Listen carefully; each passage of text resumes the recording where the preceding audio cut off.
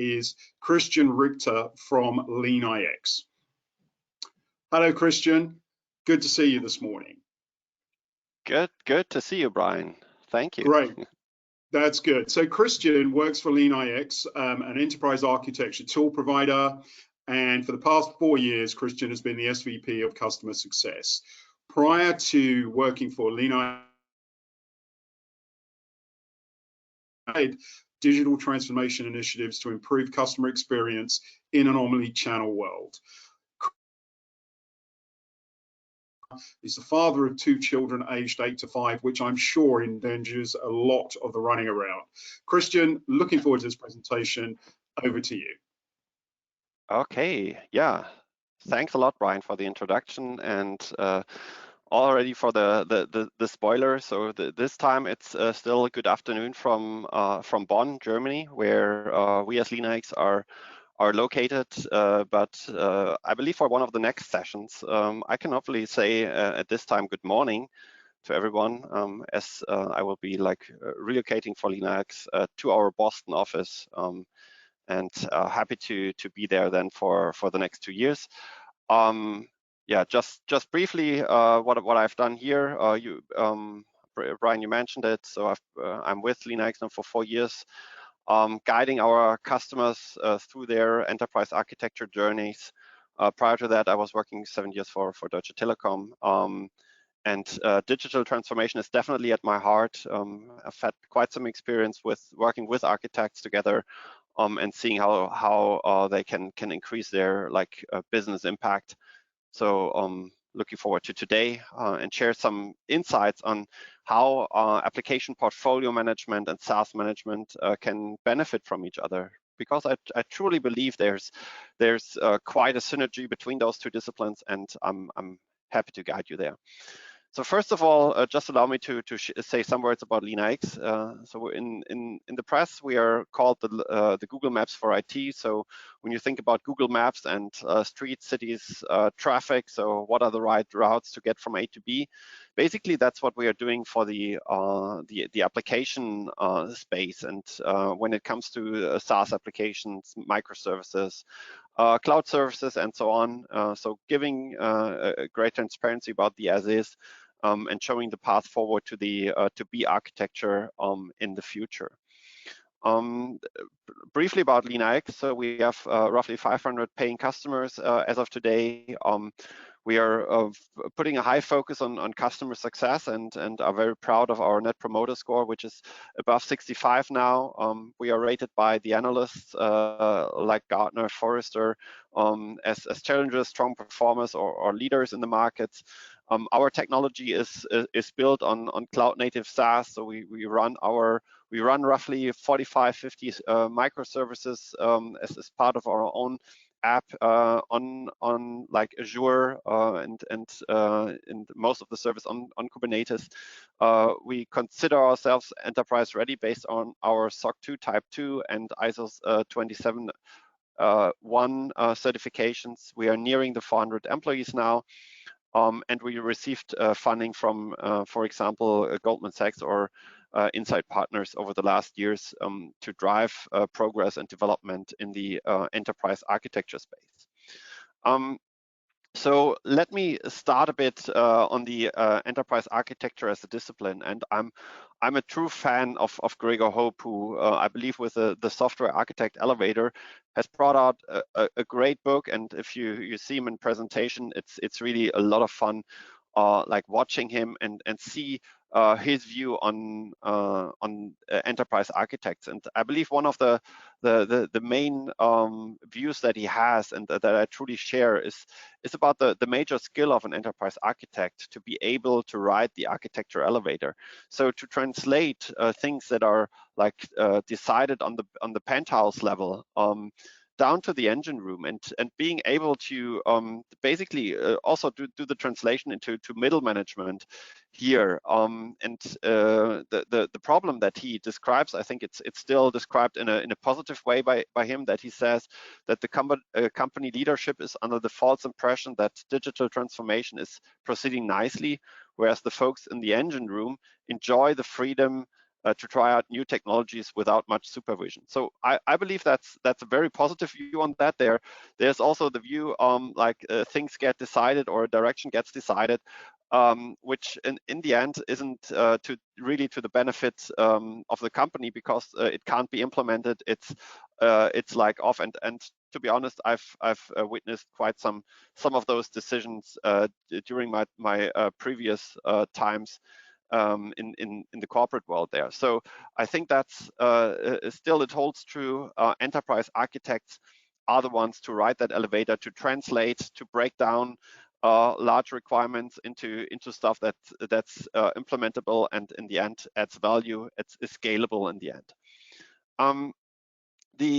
The enterprise architecture space, with all the architecture layers that are behind it, like business architecture, data architecture, application architecture, technology, and down to security architecture, that has become quite complex. If you see that there are in the world how the space has developed, we see like single system views or single entity views, up to like very like portfolio, or rather portfolio driven views.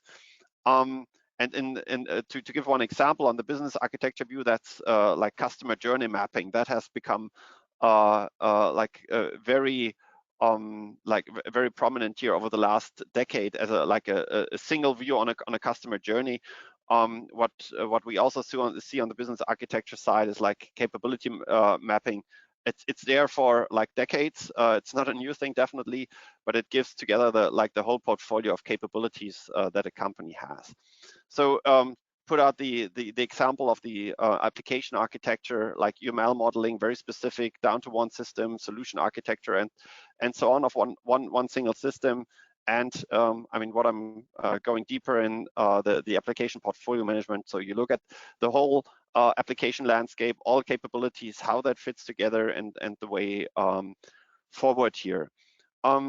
Still, when you look at companies coming into the space and coming into adjacent spaces, you see there's also more and more a data-driven and automated way to approach things in the single architecture discipline. So it's not what the conceptually and manually modeled way of like business process modeling has turned into process mining, where it's more about discovery, about all the process variants that are running, and companies like Celonis or Signavio, which has been acquired by SAP, to be very like strong in that space, but more on the data side, and less here on the a person manually models a process on a canvas. That goes then into like workflow execution and so on, like with tools like Camunda, or RPA tools like UiPath, Automation Anywhere, and so on. The data architecture space, which has been heavily penetrated by companies like OneTrust, and so on. So there's always next to that conceptually manual model side, a number of disciplines that have arisen, and where like famous companies have entered the space to bring like data-driven orientation and automation here into the space. And if you now ask what's the position of LeanIX in that space, so and I believe that like makes us quite unique in that space, is we believe we as an enterprise architecture tool, we need to own the application architecture space, and especially the part that comes in with like SaaS and microservice and cloud services that are getting so complex that conceptually and manually modeling that stuff isn't a sustainable way to have good data in the inventory and to run analysis and drive decisions from an architecture perspective. Then enabling the architects to ride that elevator, therefore it's like very crucial to cover the main parts of the like the portfolio parts of all architecture discipline. It's not doing a deep manual modeling of a customer journey, but rather that's the positioning that we are taking here, integrating with those tools and say, hey, the detailed customer journey mapping or value stream analysis, we know there are like tools like Signavio, which are like designed to do that, and we want to get the output. We want to be the glue and build the bridge between the business architecture down to the technology architecture and security architecture level. So when we look at the product perspective here, we are serving like corporate IT and product IT with like 4 products in total. So the SaaS management module, enterprise architecture management, cloud management, and DevOps management in the sense of microservice intelligence. And we're doing that for like the SaaS management part for like young scaling companies or also mature companies. We are doing the application portfolio management part for technology companies like Dropbox and Atlassian, or for companies like Merck, who's a pharma company and uses the tool here for a large scale SAP transformation. Technology risk management, where it comes to like tracking life cycles and so on, which is strong in the financial sector here, with Santander, or when it comes to re-innovating the business, the capabilities, and being in large-scale transformations, like here SAP transformations for Bosch or for DHL, and planning this ahead. That's where our business transformation management module comes into play. Connecting this then to the cloud world, where we work with customers like Travelex or Gruner & Jahr here in Germany, or the microservice intelligence space where we work with companies like OneMain Financial. So we believe that allows to like own the architecture layer and build the bridge towards the business architecture down to the technology and security architecture. So that comes then with quite some capabilities, and we are targeting obviously different roles, from like a CFO, CIO perspective for SaaS intelligence, CIO, CTOs for EA, and more moving towards Cloud Center of Excellence or SREs for the product IT part of it. The topic of today, and where I want to dive deeper now, is the SaaS intelligence part, and especially the SaaS discovery and catalog. And as you can see, already from a product perspective, we've put that together, and we've said that in order for our customers to do real and true application portfolio management, we want to avoid manual data entry into the from SaaS applications, but we rather want to build that on discovery and enable cataloging there. So why is that so important? When looking at the future, or looking at the future-proof IT and our key beliefs, I believe there are like 3 major changes. So the first one is it's when you want to build a future-proof IT, you need to become data-driven to continuously transform. So there's like a high change rate in enterprises, and a high need to transform from like project to product-centric organizations. I believe they're like projects are really an artifact of yesterday, but it's really needs a continuous ownership and evolvement in the sense of products and product owners that need to happen. And there are a lot of examples for transformations happening. It could be IT modernization, like breaking down monoliths into microservices, into serverless. It could be like SAP S/4HANA rollouts, where we know a large part of our customers are still in the infancy of their S4 projects.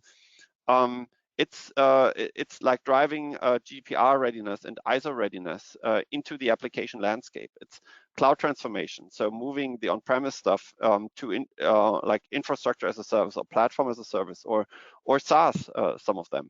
and transformations are happening as part of mergers, acquisitions, and carve-outs and so on.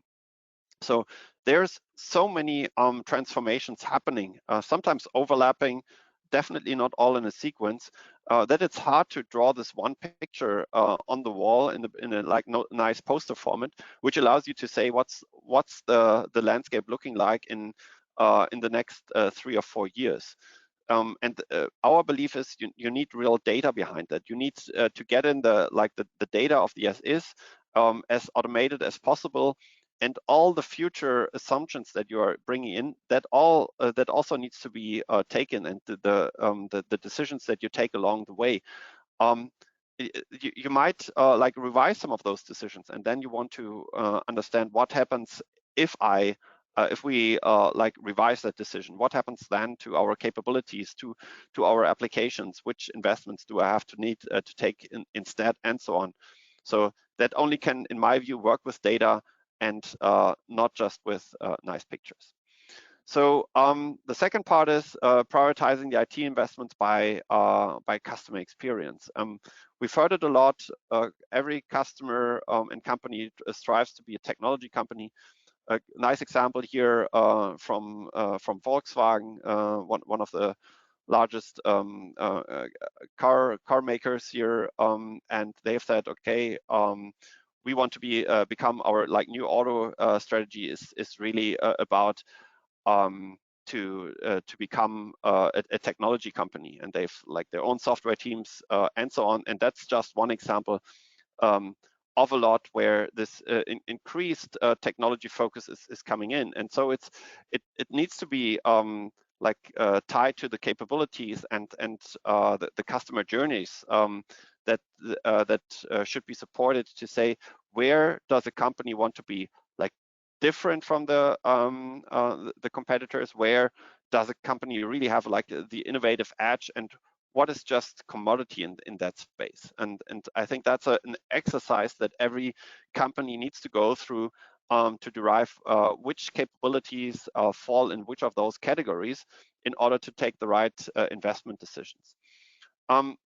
And last but not least, adopt cloud native with speed and control. Definitely, I have rarely met a customer who has started building up data centers in the last 4 years. So it's all about moving on-premise to the cloud, be it SaaS, PaaS, or EaaS, and with having new or with hiring the developer teams there, it's crucial to have a technology stack that talented, motivated developers want to work on. And there is definitely a strong growth in that area, and that there I believe the major focus I will put in the next roughly 10 minutes to guide you a bit through how can this be leveraged even better from a EA perspective. So just briefly touching the capabilities and the categorization, that's for me the starting point. In discussions with customers, we learned innovation, this is where you even do some still on-premise applications, or you have your own development teams behind that. But with all the commodity capabilities, there you want to standardize, you want to bring efficiency to it, so this is the ideal spot where you want to make sure that you use as much SaaS as possible. And software as a service definitely is one of the biggest growth engines in the software market here. Looking at from one view at it, back in 2011, there were 5 publicly listed SaaS companies, and now we are at more than 100 plus 16,000 private SaaS companies that are now here in the market, and that's definitely increasing. And when you look at the numbers, whereas in 2015 SaaS was only 10% of the software budget. We're now at like one fourth of the software budget, but even with like a growing software budget, the share of SaaS still keeps increasing. So that it is believed that by 2025, the market will be 275 billion with a 40% share of SaaS in that software spend. So SaaS is definitely here growing massively, and it's growing in the sense of like platforms like Workday, Salesforce, SAP, ServiceNow, and so on. But it's also growing with like RPA, IoT, and so on. And what we see is that companies that have like a small number of processes, like 500, which is typical for a LeanIX customer, this will increase to 5,000, and also the number of apps or service that needs to be managed, plus the technologies that are underneath it. So that requires a different type of management of those technologies from an IT perspective. And digging a bit deeper into SaaS here, the SaaS spend per employee has increased tremendously over the last 5 years, reaching here at 19K per employee. But there are also risks associated to it. So when employees leave the company, they still have access to the data or to the tools that they used before. There's still a large SaaS estate that's unknown and definitely not centrally managed. Even companies, a large part of companies have experienced security incidents related to those applications, because there's employee data in it. And when it comes to like looking deeper at the licenses, at the allocation of licenses and so on, they are like hopefully they are mostly underused, unused, yeah. So that with a true up model being in place for most of the companies, there are like then even after the fact payments that are unnecessary. So quite some factors to consider when it comes to SaaS management, and I'm sure all of you have witnessed in one or the other way. To put out 3 examples of 3 of our customers for the LeanIX SaaS Intelligence. So there was an estimate of the CIO how many SaaS applications they believe they have in place. And as you can see, like the CoStar Group, for example, believed they had 150 to 220 initially, but actually discovered were close to 500. And here for Harry's 60 to 80, which in the end turned out to be more than 220.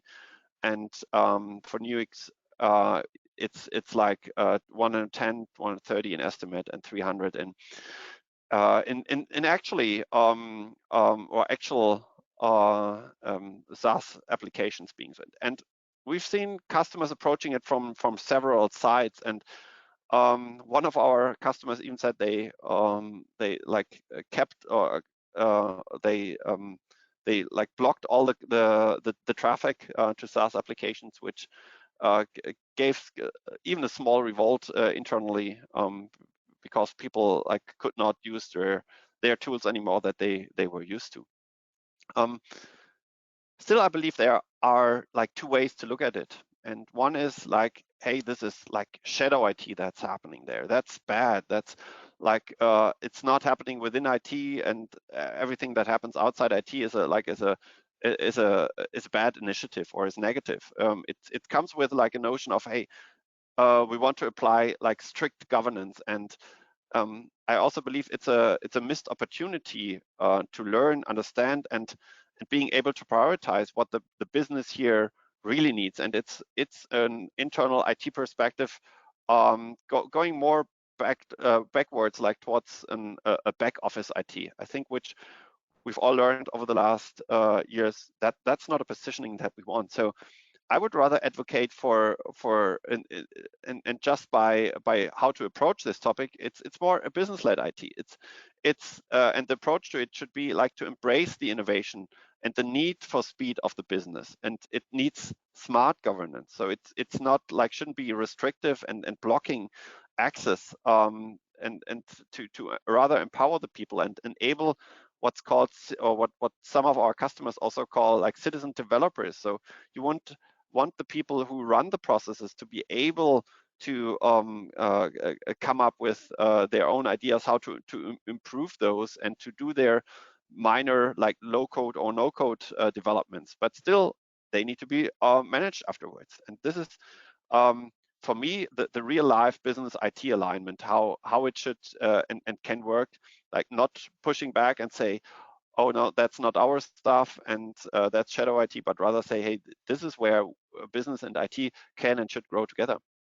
And the recommendation that I would give is, like, when you insource it into the internal IT world, then do it for a value add. So do it because you want to give access to the data to all the people, because you believe that it doesn't make sense if you spin up several instances of the same tool, but it makes much more sense if everybody's working on the same instance and can benefit of the data, the analysis, the learnings of the others, and definitely not this insourcing here for the sake of controlling it and then limiting functions and so ever.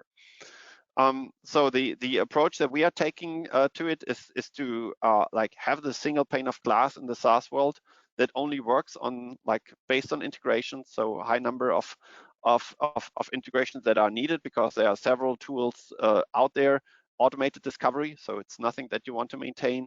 To give the insights into usage and spend, to allow for, like, contract renewals and alerts when the SaaS apps are due to renew, to do the security and compliance tracking, to be able from the tool to directly like entitle and provision access to certain tools, and to have workflows in place to that then lead to tickets and so on, so that things get automated and there's not much manual work realized in that. So how does that fit now to enterprise architecture? So first of all, I believe in APM, especially it's about identifying cost-saving opportunities. So even if it's be like redundancy or overpaid, underused applications, it's reducing the risk by showing what's there and what kind of data is like processed in those applications. It's to generate or realize value from the SaaS investments, and not over time, like you forget to like cancel the SaaS subscription, and in the end you run it for years because it's not like a tremendously high amount, but it adds up if it's a high number of apps then. And also have that complete visibility. So not just the internal IT perspective, but also what's run by the business.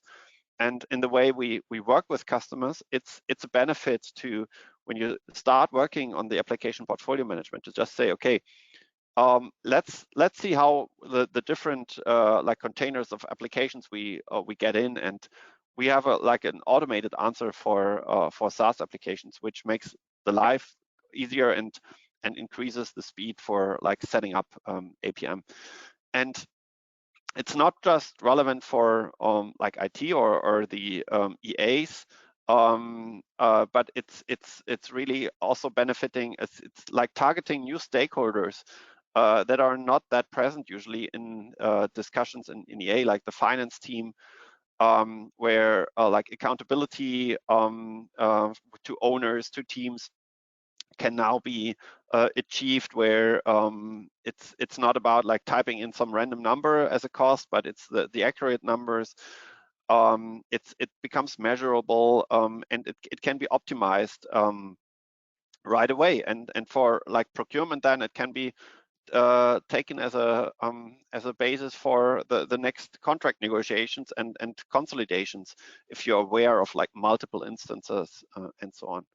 And obviously also the information security side is like benefiting from like visibility into exposures, and to make audits much more seamless here, and can also like see who has access to which system, and access controls that are usually happening on a yearly basis to smoothen this process, and doesn't need any like Excel files anymore to be sent around.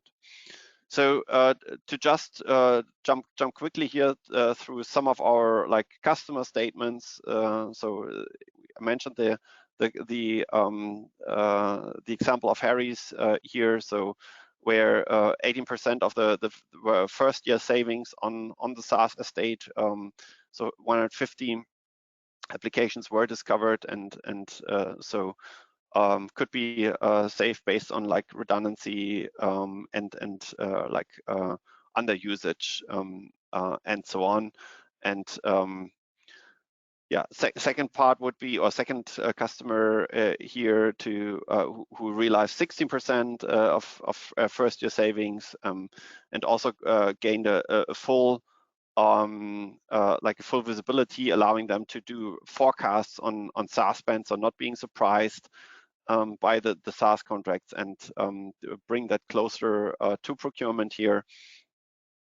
And Omulo here as a customer, again here 15% lower SaaS cost, so that's something that you can expect here, where in a growth state, the company could use it to make sure that there's no SaaS proliferation. So I think it shows nicely that I mean there's shouldn't be naive to believe that like you can take 50% of the costs out. I think what it shows is like something between 10 and 15% of the SaaS costs. That's realistic with licenses and so on, but still gives adds great value here for the EA side of things. And that looks then or turns into like full list of like the number of services, the anticipated spend and annual spend, so that you always, based on the connected services, you get a feeling on where you will land with your SaaS spend at the end of the year. While also taking for some like some of the applications, like here the Microsoft of 365 suite, some deeper insights in how specific tools are used by the users, how they are provisioned, to identify on a deeper level per platform here where savings can be realized. And yeah, so renewal management as one of the like the major ways to then really act on that data, because transparency is nice as it is on the EA side, but where I think it becomes really interesting when you know, hey, now next month, the month after, you have the SaaS application coming up, it's like generating relevant costs. So do the check, do we really need it, trigger a check from here to gain like the user feedback and so on, that the savings are in the end realized. So to summarize, I believe the EA and application portfolio management and SaaS management as disciplines, they belong together. There's definitely a higher or always higher penetration of software as a service into application landscapes in all kinds of like older companies, younger companies, growing companies that needs management. And it's the risks and security and compliance and also the increased and highly relevant costs that require this SaaS management. And I believe we shouldn't call it shadow IT anymore. We should rather embrace the software as a service initiatives and take here the right perspective of a business-led IT. And I think done successfully when you like integrate SaaS management into EA, it makes the EA's job a lot easier in this application rationalization, application portfolio management perspective. So it's not just anymore like collecting data and collecting Excels and doing checks if that's valid data, but it's really then focusing on things like I showed before. So is that a capability that where we want to innovate and where we want to be different, or is that a capability where we rather aim for like standardization? So this is, I believe, much more the conversations where EAs need to be present and need to take that data to be able to ride the elevator and translate here. So thanks a lot so far, and I'm very happy to answer your questions now.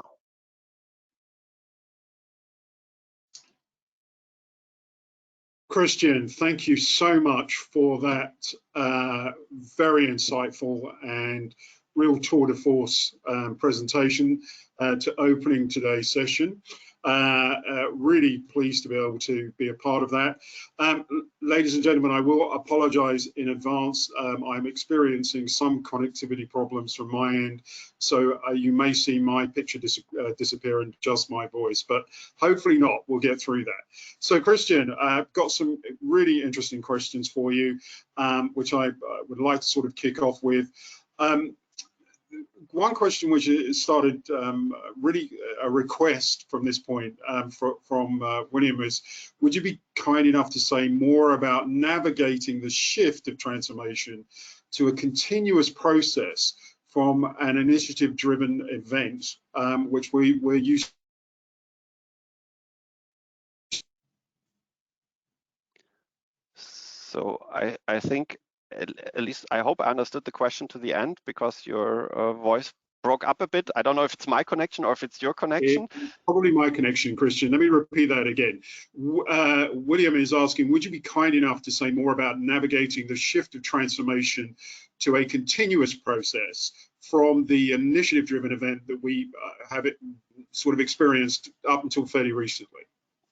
Yeah. So I believe, and we consider LeanIX as like a continuous transformation platform. So that's we are very like into looking at the different kinds of transformations that are happening out there. And what we see happening is a lot of initiatives in a company are like targeting in the end the same applications, the same resources to like drive change in the organization, and not drive like change only in people, but drive change in the systems. And this is where at the latest it becomes very clear that you can't talk about a single transformation that's happening. There are so many like transformations. Some are smaller, some are like larger. Take an SAP transformation that takes until 2027 or 2029, or however you like scope it, and that always has a dependency on like how you're doing things left and right, and you need to have that combined picture, like where you take your investments, what you can deprecate at which point of time, because it might be needed still by a different like product or so. And that's like the belief of like that we can run projects, and there's like a normal now, and then there comes this exception of the project, and then there is like a back to normal. For me, this doesn't exist. And also it goes into belief that I don't believe in target architectures. So target architectures would mean that we are like foreseeing all changes that are happening throughout the next years, and would just to do like a lot of waterfall planning. And our like belief, and my personal belief, is that you need to be very I don't want to call it agile, that's so a bit overused, that term. I would rather say you need to be flexible enough to react to those changes over time, being aware that a lot of like changes, transformation is happening, but you need to see what happens at which time. And there, my view is the EA team is the right team to drive and support those decisions. Christian, thank you for that. And Bill, I hope that goes some way to continuing the conversation. And obviously you can catch up with Christian after the event to if you want to explain a little bit more around that to him directly, Christian. Question that has arisen out of this, as you know, SaaS, as you mentioned earlier in your presentation, exponential growth, that normally comes with exponential challenges. As it becomes more complex, how do you continue to ensure the value proposition doesn't decrease?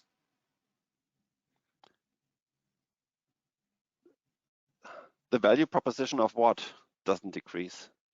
Well, that's a good point. So to the business side, I think the questioner is asking, they've obviously got to justify change, as we all do. What is it? How do you see your existing clients currently going through that value proposition in terms of a business outcome? Yeah. So I mean that's a super valid question. I mean the business. When it comes to providing like applications to the business side, I believe the major like value contributor that remains is, yeah, you can easily set up a SaaS application. That's easy. You take your credit card, but you want to connect to existing systems. You can't run any SaaS application as an isolated application, and it would like generate value. At some point of time, you want to be connected to systems, and this is where I believe the IT team can and needs to take ownership. You want to have that data being available in for data analysis. So for your like BI teams and so on. You want to that's one thing as a motivation by the internal IT side, but you also want to offer like this value to the business side and say, hey, we are in this together, and we can make sure that you're like, I don't know, getting finance data in, or you're pulling finance data out, and this allows you, so you don't have to like send your manual reports and so on. So there are a lot of ways I believe that this with more adoption even increases the value, and not even like stops the generating the value. Christian, thank you for that. And my apologies if I appeared frozen for a second. I think I disconnected for a little bit during that process. We've got time for one more question. And it's a combination really, and it's a question which comes up a lot now when I'm speaking to people around the globe. And it's combining two really. First of all, how are companies making the shift to business-led IT? And second part of that is, how are they acquiring and enabling staff to do so? Because that's a massive challenge, making sure that you've got the right people in place to handle what's happening now, but what is going to be happening. Super question. I really have some customers here in mind when you talk about the shift from shadow IT to business-led IT. And I think the first part is, and the second part of your question, you already gave part of the answer. I think that's a lot about change management, because people are used for like decades to work in that mode, and the moment they involve corporate IT, it gets expensive and takes long. That's in some cases the negative experience. So you need to be very proactive about it. And in some ways, I saw it. It was one customer who like laid out who took Microsoft Power Apps as a platform, went out to the business. There were like some ways or some teams already working with it. Like they got good feedback, and then they said, yeah, now we take it and we roll it out to the whole company. And that was like that changed the perception of like IT is giving us tools at hand, and we can do stuff, and they don't pull back and say, now you're doing stuff, and then you also have to take care of it. But they invested in trainings and enabling people and consulting people. I mean, that's where like EAs then again come in this consultative way. How can I run my process more efficiently, and be it small internal processes in the beginning with this platform? and like taking the feedback of the users and evolving it. So it's like an offer, it's like a product offer to the business, and it's a joint development. Data comes in, it can be leveraged, and so on. So this is where how I've seen it, I believe, quite successfully, and advocating really citizen development. So this is what they put out as their claim, and it triggers questions like, what does it mean? And then you explain it, and then you feel that's triggering that, then the change starts. Fantastic. Christian, thank you so much for your insights and your presentation today. Ladies and gentlemen, please don't forget, please don't hesitate to catch up with Christian on social media via LinkedIn,